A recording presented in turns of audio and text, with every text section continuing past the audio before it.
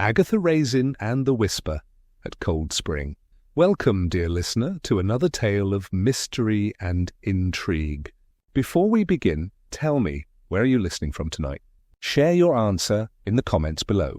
And don't forget to like, share, and subscribe to join our growing community of mystery lovers. Now then, let's not keep the shadows waiting. It's time for our story. Chapter 1. The Stillness Before the Whisper. The morning light spilled softly over the Cotswold stone cottages, gilding their honey-coloured walls with warmth. A faint breeze drifted through Agatha Raisin's garden, carrying the scent of damp earth and fresh lavender. She sat by her kitchen window, a cup of strong tea steaming between her hands, and watched the village stir awake. The clatter of milk bottles, the distant bark of a dog, the rhythmic whir of a cyclist's wheel, each sound layered neatly into the quiet rhythm of Castle life. For once, everything seemed perfectly ordinary. Agatha stretched, eyeing the sunlight as it caught the edges of her teacup. Peace at last, she murmured. No frantic phone calls, no gossiping neighbours knocking on her door, and, blessedly, no murders for at least 3 weeks. That had to be a record. She let her shoulders relax, enjoying the moment, though peace, for Agatha, was never a permanent state. The calm always made her suspicious, as if life itself were plotting something behind her back. By mid-morning, she slipped into her familiar forest green trench coat and made her way toward the market square. The cobbled lanes glistened faintly after an early mist, and the village air buzzed with the chatter of locals gathering near the produce stalls. Agatha passed Mrs. Bloxby, who offered a cheerful wave, and Mr. Cummings, who was already arguing over the price of gooseberries. "Morning, Agatha," called Doris Simpson from the bakery stall. "You've heard about the Whisper, then?" Agatha paused, eyebrow arching. "The what now?" "The Whisper. Down near Cold Spring," Doris said in a hushed tone, as if the words themselves might summon it. Poor Brian nearly dropped his post-bag. Said he heard someone call his name just before dawn, though there wasn't a soul about. A few heads turned. People leaned in. The air thickened with the collective thrill of shared rumour. Agatha sniffed. Brian gets frightened of his own shadow. Last week he nearly fainted over a stray cat.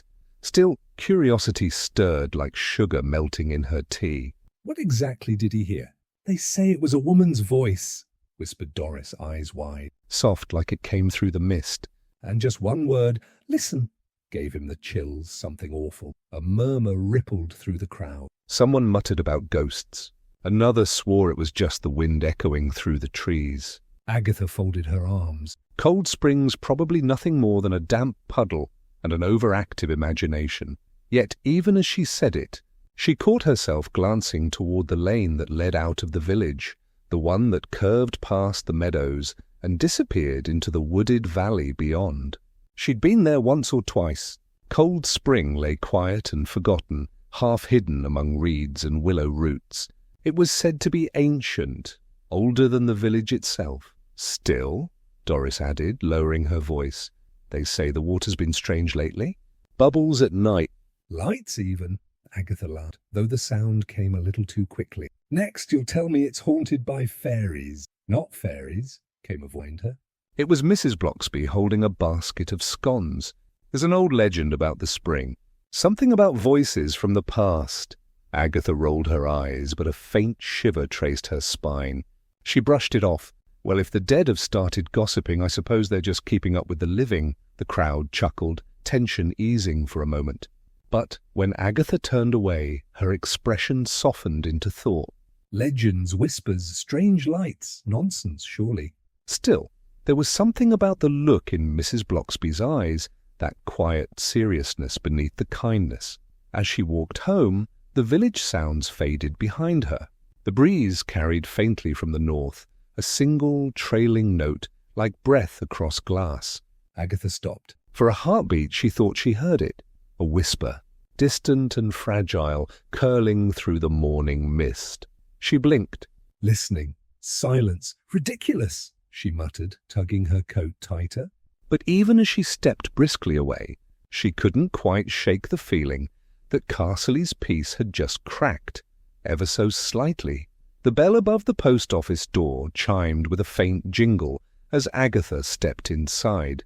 The air was thick with the familiar scent of paper, ink, and rain-soaked wool, comforting in a small-town way. Behind the counter, Brian Perkins, Carsley's postman for nearly 15 years, stood fidgeting with a stack of envelopes, his round face pale and damp with perspiration. "Morning." "Brian," Agatha said cheerfully, brushing droplets from her coat. "You look as though you've seen a ghost, or perhaps you're just allergic to work." He started, forcing a nervous laugh. "Oh, Mrs. Raisin, morning. Busy day, that's all." Agatha tilted her head. "Busy or haunted?" Brian's hand froze mid-sort. He avoided her gaze, muttering something about nonsense talk and people exaggerating. That alone was enough to pique her interest. Agatha leaned casually against the counter, her sharp eyes studying him. "You've been the talk of the market, Brian. Whispering voices in the mist, glowing lights. Tell me, are we due for a haunting or just another village melodrama?" His throat bobbed as he swallowed.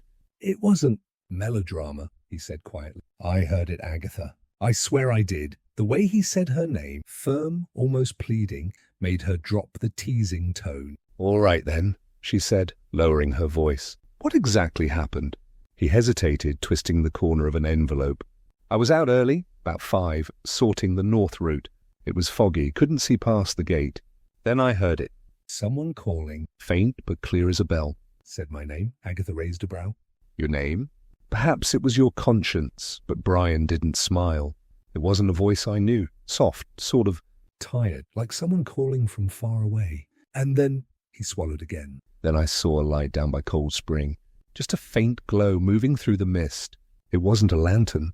It floated." Agatha crossed her arms. "And you didn't think to investigate?" "I'm not daft," he said defensively. "I turned my cart right round and came back. The light disappeared after that, but I could still hear it, the whisper, like it was trying to say something, but I couldn't make out the words. A chill threaded the air between them." Agatha studied him in silence for a moment, weighing his sincerity. Brian wasn't clever enough to invent a tale so specific, and certainly not bold enough to tell one to her face if it weren't true. She leaned closer. "Show me your cart." He blinked. "What?" "Your cart, Brian. Humour me."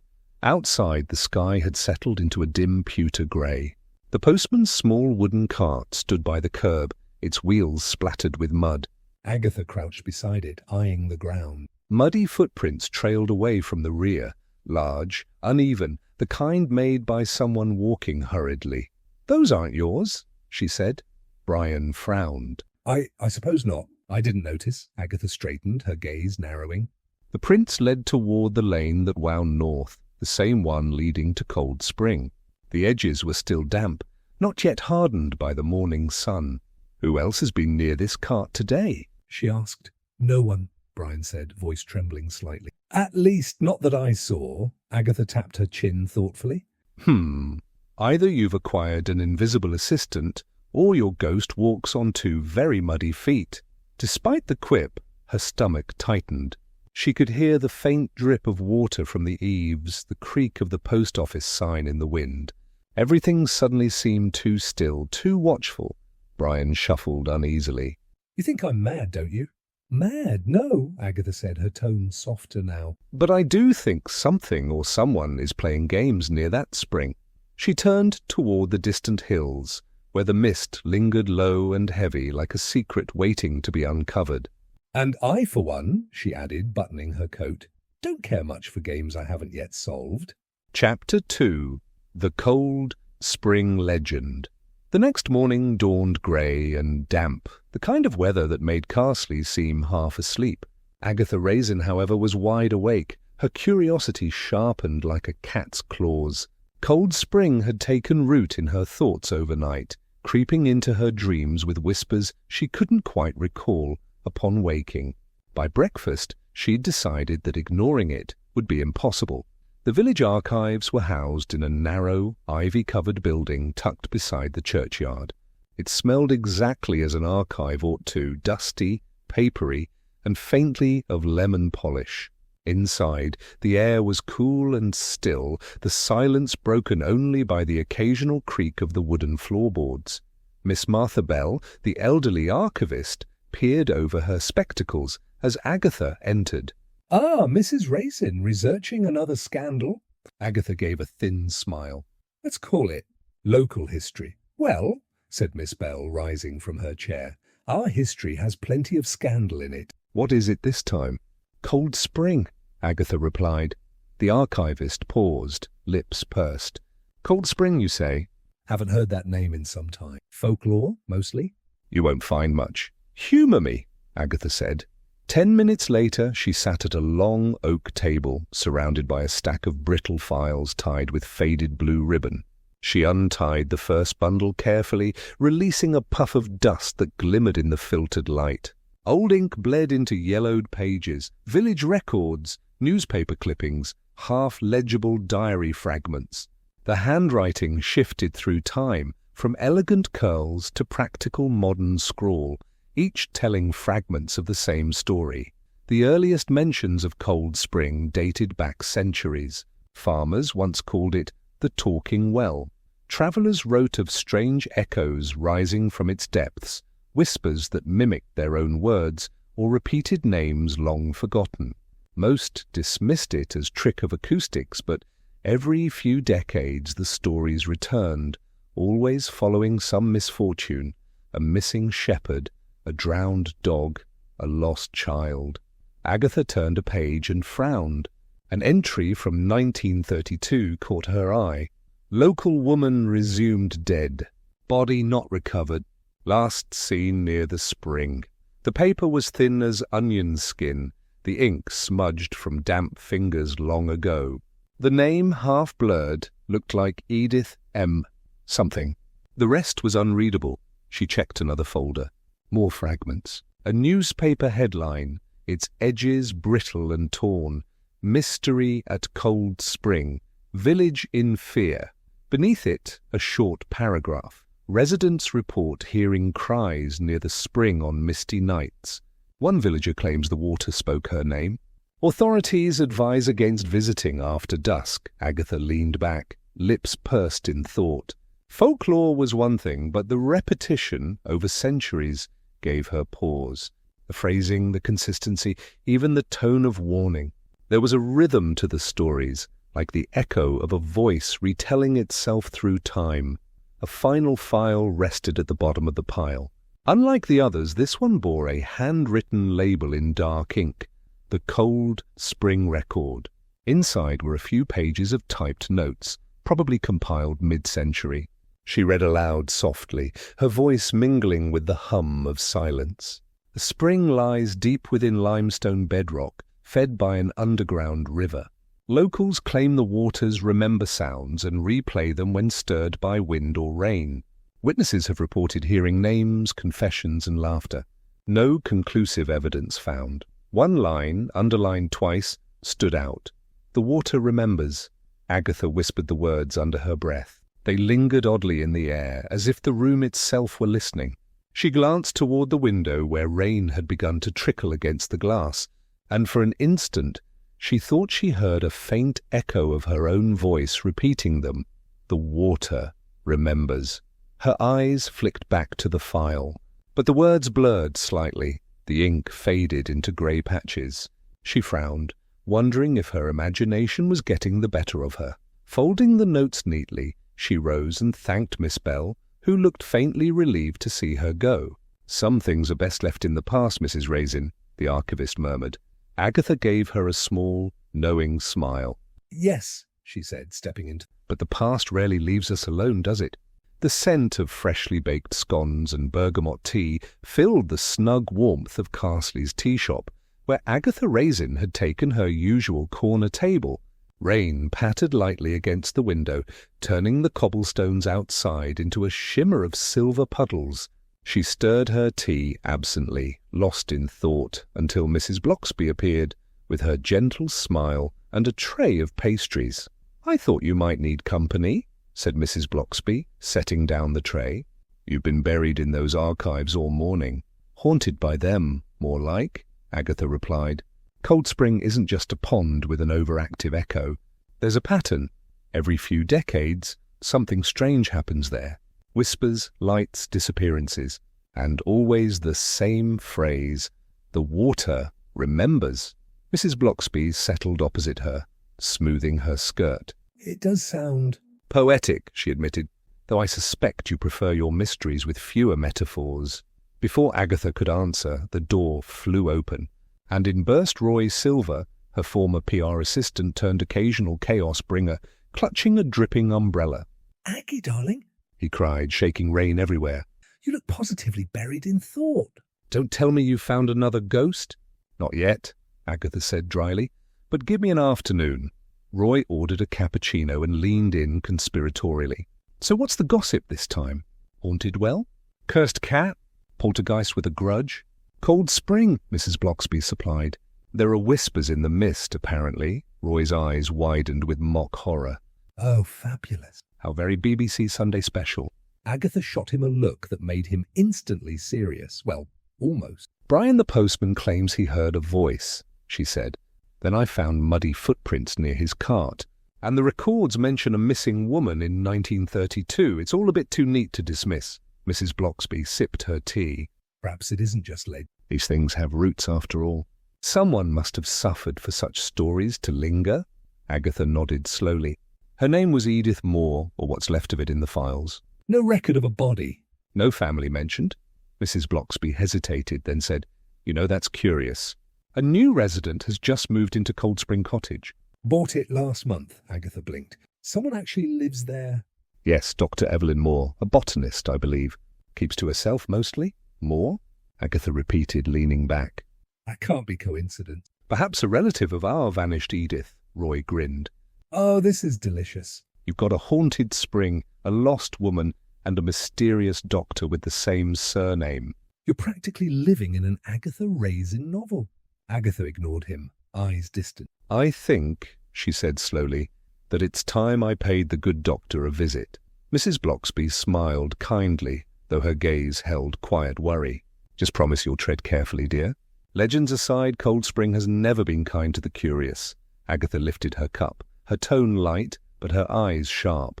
"Well, then it's about time someone asked the right questions." Chapter 3. The Newcomer at Cold Spring Cottage.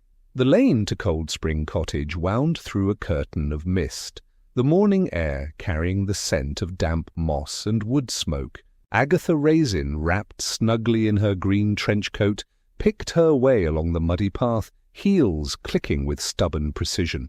The cottage came into view, a small stone house nestled against the slope, ivy clinging to its walls like time itself refused to let go. She paused at the gate. The garden was both wild and ordered. Rows of labelled jars sat on a weathered table, each holding murky water and delicate plant specimens, while tangles of fern and foxglove edged the path. It was the sort of scene that felt both charming and faintly eerie. "Hello?" Agatha called, pushing open the gate. "Anyone home?" The door opened almost instantly, as if her arrival had been anticipated. A tall woman stood there, mid-40s, pale complexion, hair the colour of ash, tied neatly back. Her blue eyes were intelligent but distant, like someone who lived more in thought than in conversation. "Mrs. Raisin, isn't it?" the woman said softly. "I've been told you're something of a local legend yourself." Agatha smiled, flattered despite herself. "I suppose that depends on who's telling the story." "You must be Dr. Evelyn Moore. Please, call me Evelyn." She stepped aside, gesturing Agatha in. "I'm afraid it's a bit cluttered." "My work tends to spread." Inside, the cottage was indeed a jumble. Maps pinned to the walls, stacks of notebooks, microscopes perched beside teacups. Shelves lined with glass jars glimmered faintly in the filtered light, each one tagged with Latin names. The faint hum of a generator filled the background, almost like breathing. "Botany, is it?" Agatha asked, pretending not to gawk. "Hydrobotany," Evelyn corrected gently. "I study how certain water plants respond to trace minerals and acoustic vibrations." She smiled, as if aware how eccentric that sounded. "Cold Spring has unique properties. It reacts to sound in measurable ways." Agatha raised an eyebrow. You mean the whisper? Evelyn's expression flickered. Just local superstition, though the water does seem to carry sound unusually well. There was a pause, one of those silences too deliberate to be casual. Agatha took a slow sip of the tea Evelyn had poured, studying her hostess. Evelyn's hands, though steady, tightened slightly on her cup. When Agatha took her leave, she lingered by the edge of the spring. The mist hung low, curling like breath over the water. That's when she noticed it, a small black device, half hidden beneath reeds. A light blinked, faintly red. A recorder, she murmured. Evelyn appeared behind her, voice calm but tight. Just part of my research. I'm studying sound reflection. Of course, Agatha said, though her tone suggested she didn't quite believe it. As she walked back toward the gate, she glanced over her shoulder.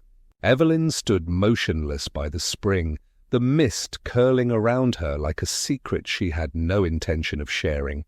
The moon hung low over Carsley, its pale light spilling across the hills like silver lace. Most of the village slept, chimneys dark, windows shuttered. But in the lane leading to Cold Spring, one figure moved quietly beneath the trees. Agatha Raisin, bundled in her trench coat and sensible boots, held a torch close to her chest as if it might steady her heartbeat. She told herself it was just curiosity, just a little nighttime stroll to satisfy the itch of unanswered questions.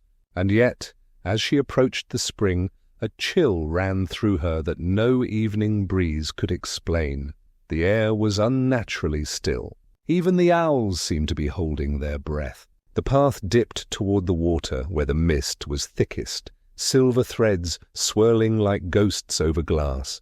Agatha crouched near the edge, her torchlight cutting a narrow beam through the vapor. The recorder she'd seen earlier was still there, its red light blinking faintly. She frowned, wondering if Evelyn had left it running. The water below reflected her face, distorted, shimmering, older somehow. She leaned closer. That's when she heard it. A whisper. So faint she thought at first it was the wind. Then again, clearer this time, soft and deliberate, almost shaped into syllables. Agatha. She froze. Her breath caught in her throat. "Who's there?" she whispered back, feeling foolish even as she said it. But the whisper didn't come again. Only the slow ripple of water, spreading outward like an unseen finger, had touched the surface. Agatha steadied herself. "Nonsense," she muttered. Probably that blasted recorder picking up echoes. Still her pulse drummed in her ears. She swept the torch along the muddy bank. Something glinted near the reeds. Curiosity overrode her nerves. She knelt and brushed aside the mud, revealing a small silver locket, tarnished with age but unmistakably beautiful. She wiped it gently with her sleeve. Inside, behind cracked glass, was the photograph of a young woman smiling, eyes alight with some long-lost joy. The opposite side was empty, save for a faint engraving, E.M.E.M. Evelyn Moore, or someone else entirely. A branch snapped behind her. Agatha whipped around, torch slicing through the mist. Nothing, only the dark stretch of trees. But she could swear she'd heard movement, soft footsteps fading away. The night seemed to close in tighter, the mist curling around her like grasping fingers.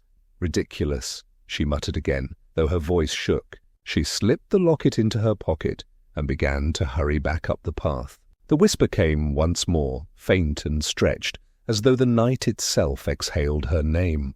By the time she reached her cottage door, her hands trembled. She locked it firmly behind her, leaned against the wood, and laughed under her breath, half fear, half exhilaration. Outside, the wind picked up at last. Somewhere in the distance, near the spring, the recorder's red light blinked one final time, then went dark. Chapter 4. Echoes of the Locket. Morning light crept gently through Agatha's cottage windows, pooling across the oak table, where the silver locket lay open beside a half-drunk cup of tea. The fire had gone to embers hours ago, but she hadn't noticed. She'd spent most of the night staring at the photograph within that tiny oval frame. The smiling woman caught forever in black and white, hair curled in that polished 1930s fashion. eyes bright with youth and something else, a hint of mischief. Perhaps. Agatha tilted the locket toward the light, the metal catching faint glints of gold. The engraved initials EM shimmered just enough to confirm what she already suspected. She took a steadying breath and murmured, "Evelyn Moore." But it couldn't be that simple. The woman in the photograph would have to be nearly a century old by now, and Evelyn couldn't be more than 45. Family, perhaps. A namesake. Or something stranger. Later that morning, Agatha carried the locket down the lane to the vicarage. Mrs. Bloxby welcomed her with the warmth of a crackling fire and a tray of scones, as though mysteries were best unravelled with jam and conversation. "My dear, you look as though you've spent the night with ghosts," Mrs. Bloxby said kindly. "Close enough," Agatha replied, setting the locket between them. "Found this near Cold Spring." Recognize her? Mrs. Bloxby adjusted her glasses and peered closely. Good heavens, she murmured. "That's Edith Moore. She disappeared sometime before the war, if memory serves. There were whispers she drowned herself in the spring, but nothing was ever proven." Agatha leaned forward. "Edith Moore?" "Yes, the Moores were an old Carsley family. Farmers once. But the records after the 1930s went thin. It's possible she's a relative of the new Dr. Moore. The resemblance around the eyes, don't you think?" Agatha studied the photograph again. The resemblance was there, subtle but unmistakable. A certain stillness in the gaze, a quiet intelligence tinged with melancholy. Evelyn mentioned she was studying sound in water, she mused aloud. What if she's been studying something else entirely? Mrs. Bloxby frowned softly. Agatha, do be careful. You've a gift for finding trouble in teacups. Teacups, perhaps, Agatha said, smiling wryly. But this one's brimming over. She slipped the locket back into her pocket, a tiny chill prickling her neck. The thought of that whisper calling her name last night, the glint of the recorder in the mist, it all circled back to the woman in the portrait. As Agatha rose to leave, the vicar's wife added gently, "If the water remembers, perhaps so do the people who listen to it." Outside, the village hummed with its ordinary calm, children walking to school, the postman whistling a cautious tune. But Agatha couldn't shake the feeling that somewhere near Cold Spring, a story long buried was beginning to surface. The clouds hung low that afternoon, the air carrying the faint scent of rain as Agatha made her way back to Cold Spring Cottage. She told herself it was just a friendly call, to ask about the locket, perhaps, or to satisfy her curiosity about the doctor's research. But deep down, she knew better. Curiosity had already won the battle. Evelyn's cottage looked different in daylight. Less eerie, more ordinary, though the mist still lingered near the well at the edge of the property. Agatha noticed the door stood slightly ajar. She rapped twice. No answer. Well, she muttered, if one leaves one's door open, one can't complain about visitors. She stepped inside, calling softly, "Dr. Moore?" No response, only the rhythmic ticking of a wall clock and the faint hum of that infernal generator. The cottage smelled faintly of herbs and paper, and somewhere beneath that, something metallic, like wet stone. Agatha's eyes roamed across the cluttered workspace, notebooks piled high, maps, dried flowers pressed between glass, and a large oak desk near the window, its surface crowded with flasks and half-drunk cups of tea. It was when she reached for a fallen notebook that her elbow brushed the desk's edge. The heavy structure gave a low creak and shifted slightly. A small compartment underneath sprang open with a click, revealing a narrow, hidden drawer. "Well now," Agatha whispered, her pulse quickening. Inside lay a bundle of letters, yellowed and tied with fraying ribbon. The top one bore the name Edith Moore in graceful, looping script. Agatha untied the ribbon carefully, eyes scanning the faded ink. The water listens at night. I hear it when I cannot sleep. It remembers every word he spoke, every lie, every promise. She swallowed hard and read on. Another letter, dated April 1938, I am followed. He says it's my imagination, but the reflection in the spring smiles when I do not. I fear what he will do when he finds the key. If anything happens, the truth lies beneath the water. Agatha's heart thudded. The writing trembled toward the end. The ink blurred as though tears had fallen. She felt a pang of something unexpected, pity perhaps, for a woman whose voice had been swallowed by decades of silence. She was so absorbed that she didn't hear the soft step behind her until it was too late. Mrs. Raisin. Agatha froze. The tone was calm, but beneath it lay a quiet storm. She turned to find Evelyn standing in the doorway, pale and rigid, her hands clenched at her sides. "I was just looking for a pen," Agatha said quickly, though she knew the excuse was pitiful. Evelyn's gaze flicked to the open drawer, then to the letters in Agatha's hand. "Those aren't yours," Agatha said softly. "But they were left here, for someone to find, I think. You're her relative, aren't you?" "Edith Moore?" For a heartbeat, Evelyn said nothing. Then she moved forward, taking one of the letters as if handling something sacred. "She was my grandmother," she admitted quietly. "No one in my family spoke of her."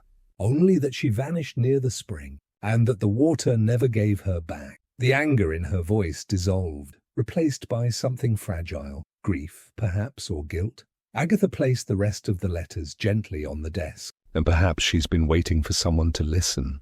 The rain began to fall, tapping softly against the window panes. The sound was almost like whispers circling the room, echoing through both women's silence. Chapter 5. The Water Remembers. The evening drew close around Cold Spring Cottage, shadows deepening into corners where lamplight dared not linger. Rain had stopped hours ago, but the air still carried that damp hush that comes after a storm, when everything feels too quiet, too alert.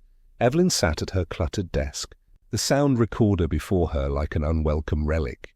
Agatha stood behind, arms folded, feigning nonchalance but feeling the weight of the moment pressed down on her chest. "So," Agatha said lightly, "shall we listen to your night music?" Evelyn didn't smile. "I've played these recordings a dozen times," she murmured. They were always the same: wind, birds, an occasional fox. "But lately," she hesitated. "Lately there's been something else." Agatha raised a brow. "Something else, as in what exactly?" Instead of answering, Evelyn pressed play. The room filled with the gentle murmur of running water, rhythmic and soft. Beneath it, faint rustling, perhaps leaves, perhaps the reeds bending in the night. Then the long, hollow moan of wind sweeping over the microphone. For a moment, nothing more. Agatha exhaled quietly, half relieved, half disappointed. But then, there it was, a whisper. "Faint, deliberate, stretched thin as breath, Edith." The sound was unmistakable. A woman's voice, far away, yet near, as though spoken through water. Evelyn's hand tightened on the edge of the desk. Agatha leaned forward, pulse quickening. "Play that again," she said. Evelyn rewound the tape, her face pale. They listened once more, the same soft sequence of sounds, the same faint call. "Edith!" Agatha's sarcasm faltered. Could it be a trick of the wind, or some odd echo? Evelyn shook her head. I checked the spectrogram.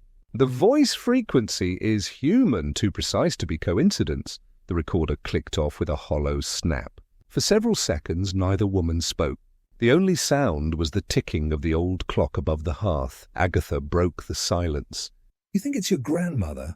Evelyn looked toward the window where mist had begun to gather again. "I don't know what I think," she said quietly. But she mentioned the water listening in her letters. What if it really did? Agatha moved closer, drawn by the quiet desperation in Evelyn's tone. "I've seen enough strange things in this village to keep an open mind," she said gently. "But if your grandmother left clues, then perhaps she wanted someone like you, to hear her." Evelyn turned to her, eyes glistening in the lamplight. "Or warn me," she whispered. Agatha frowned. "Warn you of what?" Evelyn hesitated, then reached for another file, her own research notes, filled with tight handwriting and sketches of the spring's layout. "There's something beneath the surface," she said. "A hollow space." My instruments detected an echo chamber below the well, metallic, artificial, not natural rock. Agatha's heartbeat quickened. "You think there's something buried there?" "I think there's something hidden there," Evelyn replied, her voice trembling. Something that was never meant to be found. Outside, the wind rose again, brushing against the window panes like fingertips. The old recorder, long switched off, gave a faint click, one that neither woman had touched. They both turned toward it at once. The little light blinked red. Then, through the static, a whisper came again. Clearer this time. Help me. Evelyn's teacup slipped from her hand, shattering on the floor. The sound cut off as abruptly as it began, leaving only the soft gurgle of the spring outside, steady, eternal, as if nothing had happened at all. Morning mist clung to the earth like silk as Agatha stepped into the garden behind Cold Spring Cottage. The storm had passed, leaving behind that fresh, green scent of wet earth and secrets stirred loose. Evelyn was still inside repairing the recorder, but Agatha had insisted on getting some air. She needed to think and, more importantly, to look. The garden was wild now, far more than it appeared from the path. What once might have been neat flower beds had turned to tangles of ivy and bramble. Old rose bushes leaned under the weight of dew, their petals long fallen, their stems reaching like arms. Agatha brushed a strand of hair from her face and bent low near the spring, where the soil was darker and soft. Something metallic glinted near a patch of moss. She knelt, brushing the earth aside with gloved fingers until her hand closed around a small, ornate object. A brooch, oval, silver, its edges engraved with a swirling floral pattern. In the center, faint but legible, were the same initials. E.M. Agatha's breath caught. The metal was cold, yet it sent a warmth of recognition through her. First the locket, now this, 2 pieces belonging to the same name, the same story. She turned it over and saw a crack across its back, as though it had been torn from clothing rather than lost by accident. Forgiveness, she murmured under her breath. The word had lingered in her mind since last night's recording, since that ghostly, "help me." But now, as she studied the brooch, she noticed a small hollow in the soil nearby, disturbed and freshly moist. Curiosity prickled again. She fetched a small trowel from Evelyn's tool shed and began to dig carefully. The soil was dense, heavy with water, but after a few inches the metal edge struck something hard. A wooden surface, rotted but still intact. She cleared it gently until a small box emerged, its hinges rusted shut. Agatha hesitated before prying it open with the tip of the trowel. Inside lay a single dried flower, pressed and brittle but unmistakably preserved with care, a white narcissus. Beside it, a folded scrap of paper, edges discoloured by age. She lifted the fragment delicately, afraid it might crumble. Only part of the writing remained, scrawled in faded blue ink. Forgiveness. Before it's too late. Agatha stood frozen, the chill of the morning deepening around. The flower, the word, the initials, all threads weaving together towards something half-forgotten yet painfully alive. Behind her, the spring bubbled faintly, the surface rippling though there was no breeze. The sound was almost rhythmic, like a heartbeat. She turned sharply. Evelyn had appeared on the path, pale and wide-eyed. "You shouldn't be digging there," she said, voice trembling. "I found something," Agatha replied, holding out the brooch and the small box. "Does this mean anything to you?" Evelyn stepped closer, gaze fixed on the objects. Her lips parted, then closed again. "That flower, it's water narcissus. My grandmother used to grow them near the spring. She said they symbolized forgiveness and remembrance." Her voice faltered. "I thought they'd all died out." Agatha studied her carefully. "Someone wanted these things hidden," she said softly. "And someone else wanted them found." Evelyn looked toward the spring. The water shimmered, its reflection fractured by the morning light. "Maybe," she whispered, "the water really does remember." A breeze stirred then, carrying the faint scent of the narcissus. The spring gurgled softly, and for just a heartbeat, Agatha could have sworn she heard the echo of a sigh, gentle, grateful, and gone. Chapter 6. Shadows over Carsley.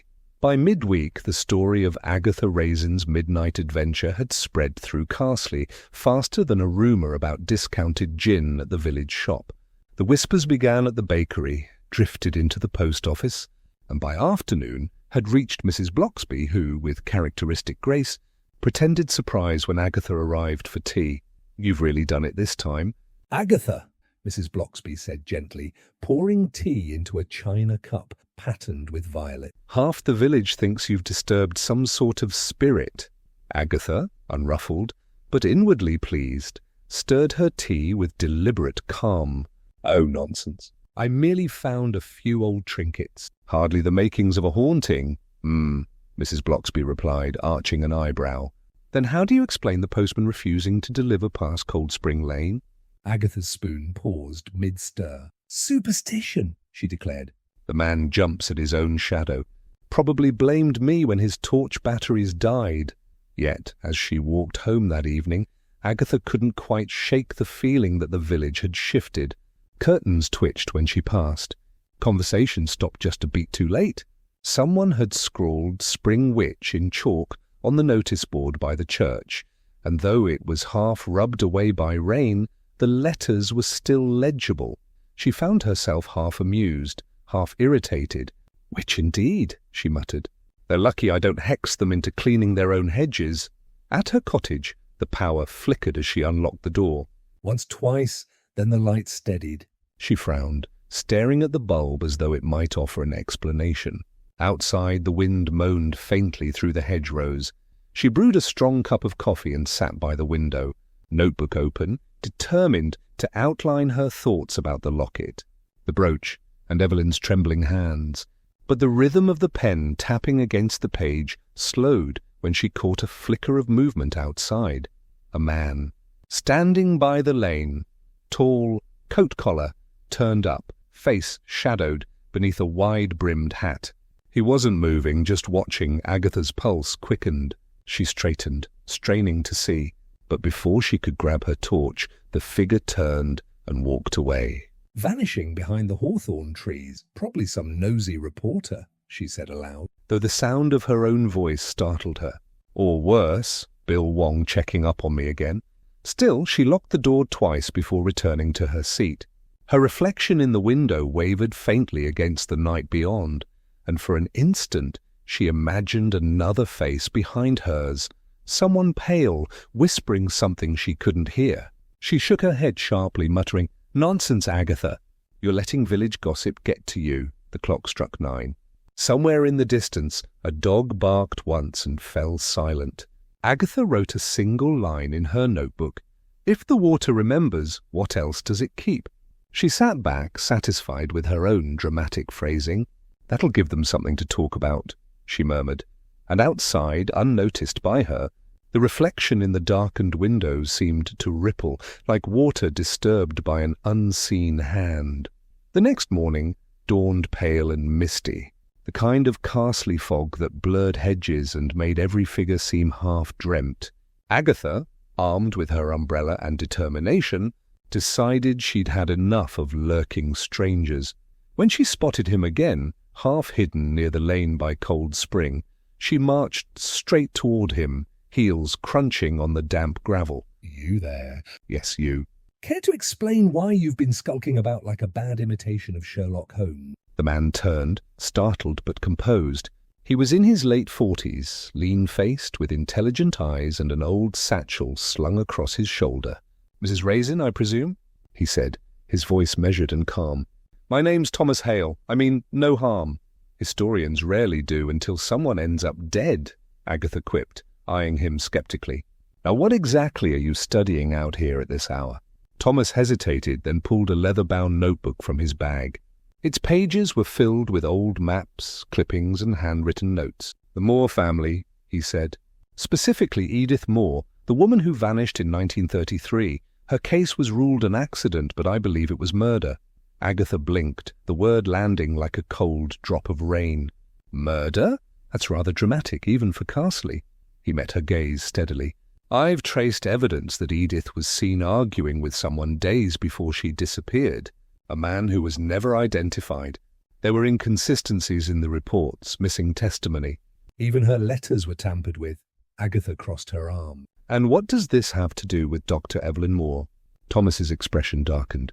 "Everything. Evelyn isn't telling you the full truth." "She's not merely a botanist. She's Edith's great-niece, and she's been trying to rewrite what happened." She wants to prove Edith's innocence, but she's blinded by family guilt. You do well not to trust her. Agatha studied him carefully. His words fit the puzzle too neatly, too conveniently. How noble of you to warn me, she said dryly. But forgive me if I don't take advice from a man who spends his evenings lurking in hedgerows. Thomas's mouth twitched, almost a smile. Fair enough. Still, I'd suggest keeping your distance from Cold Spring tonight. The past has a habit of repeating itself there. Before she could ask more, he tipped his hat and disappeared down the foggy lane, leaving Agatha staring after him with a mix of irritation and unease. Back at her cottage, she poured herself a stiff gin and tonic. The glass trembled slightly in her hand as she muttered, first whispers, then ghosts, now a historian with murder theories. Lovely. But even as she tried to dismiss it, her mind spun. If Thomas Hale was right, the water might not just remember, it might accuse. Chapter 7. The Confession Beneath the Willow. The rain had begun just after dusk, a soft patter against the ivy that clung to Cold Spring Cottage.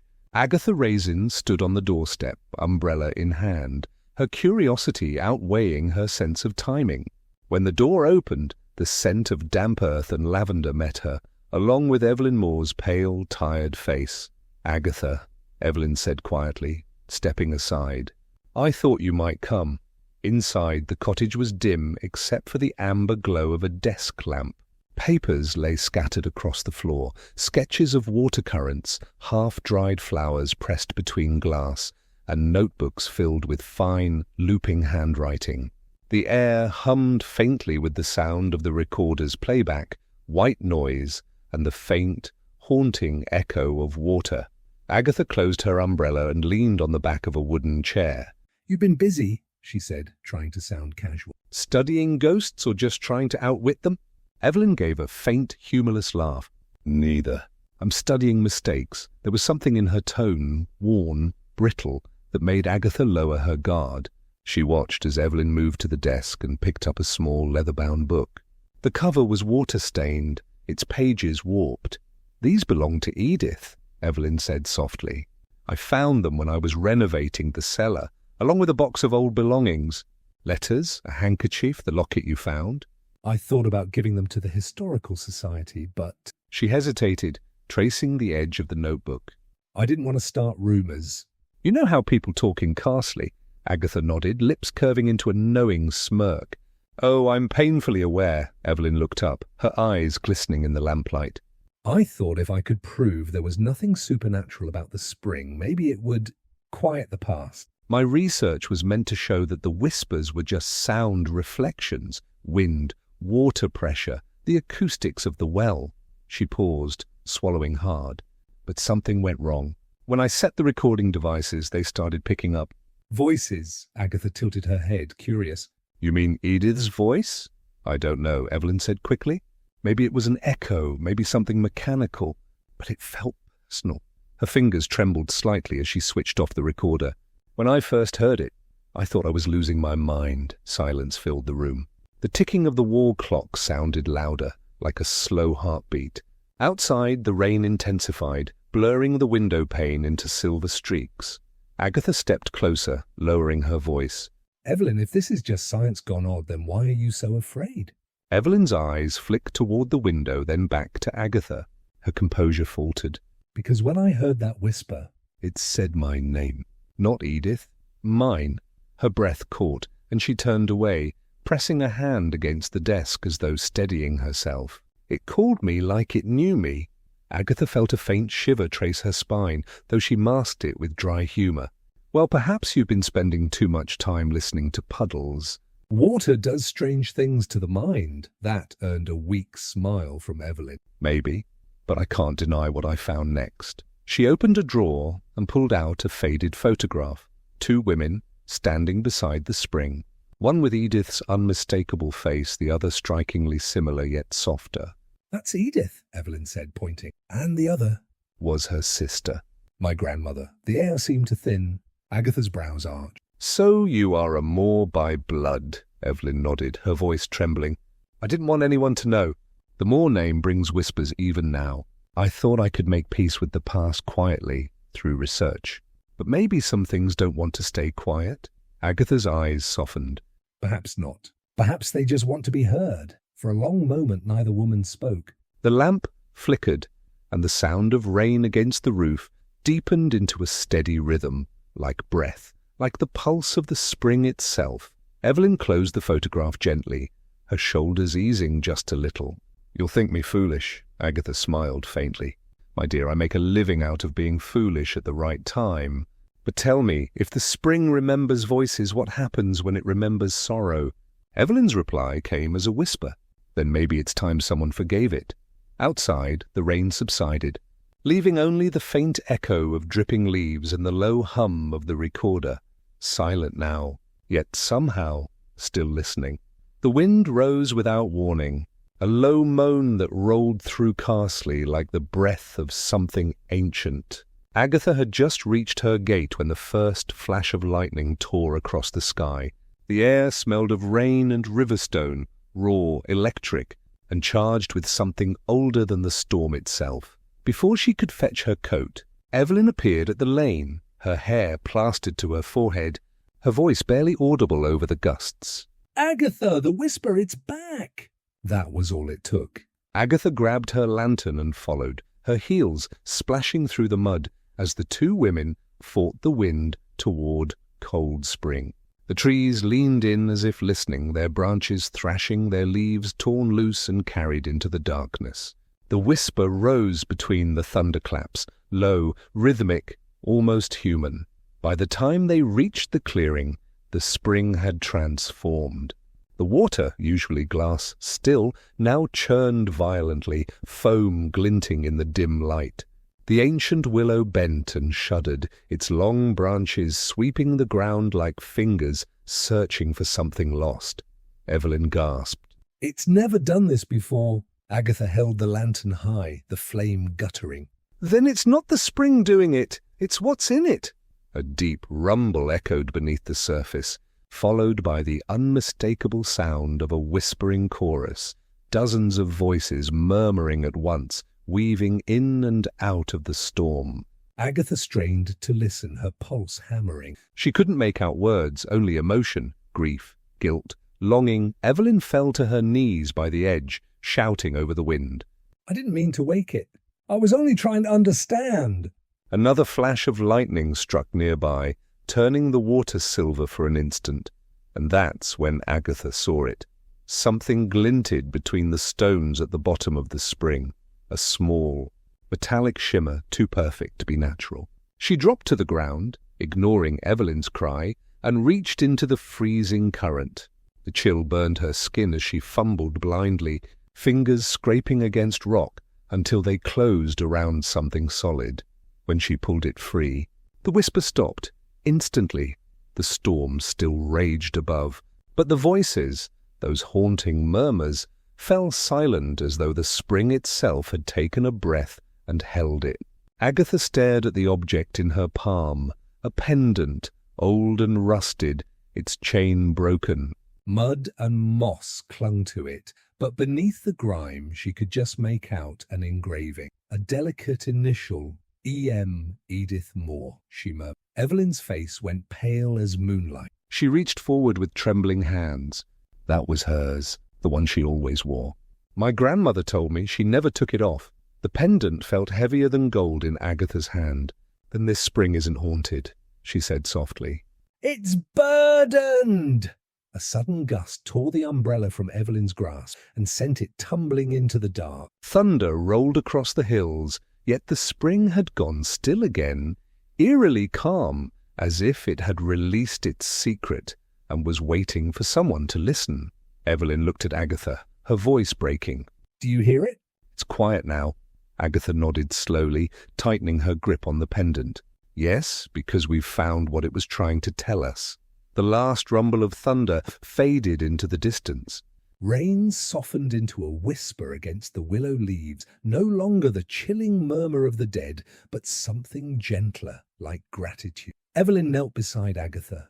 Tears lost it. "Maybe it was never calling for vengeance," she said quietly. "Maybe it just wanted to be found." Agatha smiled faintly, her voice low and steady. Then let's make sure Edith Moore finally rests, and that Cold Spring can sleep again. Above them, lightning flared one final time, illuminating the clearing in pure white light. For a heartbeat, both women saw the reflection of two figures in the water, one standing, one faint and ghostly beside her, before the light faded, leaving only the soft, living silence of rain. Chapter 8. The Still Water Eyes. Morning came slow and golden, as if the storm had never been. Mist hung low over Carsley's meadows, curling around hedgerows and chimneys, softening the world into watercolour calm. The air smelled clean, washed, forgiven. Agatha sat by her kitchen window, the pendant laid before her on a folded napkin. Its dull silver caught the sunlight, reflecting faintly like a tired secret ready to rest. She turned it over gently. Beneath the clasp, a tiny seam caught her attention, so fine it could easily have been missed in the chaos of the night before. With the care of a jeweller, Agatha pried it open. Inside, wrapped in a fragment of oilskin, was a piece of paper so delicate it trembled in her breath. The ink had bled from years beneath the spring's water, yet the words, faint but legible, told everything. To whoever finds this, it was never meant to happen. I loved her too fiercely. She tried to leave, to run from me, and in anger I struggled with her by the spring. She slipped. I swear I tried to save her, but the water took her before I could breathe. Forgive me, Edith. May no one ever suffer for my sin. Thomas Hale. Agatha sat back in stunned silence. The paper trembled in her hand. The name was unmistakable, the very same Thomas Hale who had appeared in Carsley, warning her not to trust Evelyn. The man she'd thought was only a historian had in some way been haunting the story himself. When she showed the letter to Mrs. Bloxby later that morning, the vicar's wife pressed her hand to her heart. "Poor souls," she murmured. "Even guilt leaves its echo. Perhaps that's what we've all been hearing." By afternoon, Agatha stood once more at the edge of Cold Spring. Evelyn waited beside her, eyes hollow, yet calm, the weariness of generations softening in her features. "It was him," Agatha said quietly, handing her the letter. "Your ancestor's suitor." The whisper was his confession trying to find its way home. Evelyn read in silence. When she finally looked up, tears blurred her vision, but her smile was steady. Then the water remembers truth, not vengeance. Maybe that's enough. They knelt together and placed the pendant, now resealed, back beneath the willow's roots. Evelyn whispered a few words that Agatha couldn't quite catch, something between prayer and farewell. The spring shimmered gently, its surface smooth as glass once more. No whisper, no chill. Just the soft hum of wind and birdsong returning to the morning. Agatha brushed the dirt from her gloves. "You'll stay in Carsley for a while?" Evelyn shook her head. "No, I think I've heard all I need to. There's peace here now, and I should leave it undisturbed." Agatha studied the still water one last time, its quiet reflection unbroken. "And I suppose we both have our mysteries laid to rest." Evelyn smiled faintly. "And yet I suspect you'll find another before long." "Undoubtedly," Agatha said, her lips curling with familiar mischief. "Peace and I have never been on speaking terms for long." They turned back toward the village, sunlight finally breaking through the clouds. As they walked, the willow leaves rustled gently behind them, not with voices this time, but with the sound of the living world breathing again. Carsley would soon forget the storm, the whispers, and the tragedy beneath the spring. But for Agatha, the story lingered, a reminder that even the quietest places could hide echoes, and that sometimes truth didn't demand noise. It only waited for someone brave enough to listen. The village of Carsley had returned to its familiar rhythm, chimneys puffing lazily, gardens trimmed, gossip gentle and well-meaning once more. The storm that had shaken the night now seemed a faraway dream, its traces washed clean by sunshine. Agatha Raisin sat in her favourite spot by the tea-room window, a pot of Darjeeling steaming beside a plate of currant scones. Mrs. Bloxby joined her, hands folded neatly, eyes soft with that particular kindness Agatha both admired and envied. "So?" Mrs. Bloxby began with a teasing smile. No more whispers from the spring? Agatha buttered a scone with deliberate calm. None, unless you count the postman's muttering about his nerves. They shared a quiet laugh. Outside, the cobbled street glowed in afternoon light. A pair of children darted past, chasing a red ball that rolled merrily down the lane.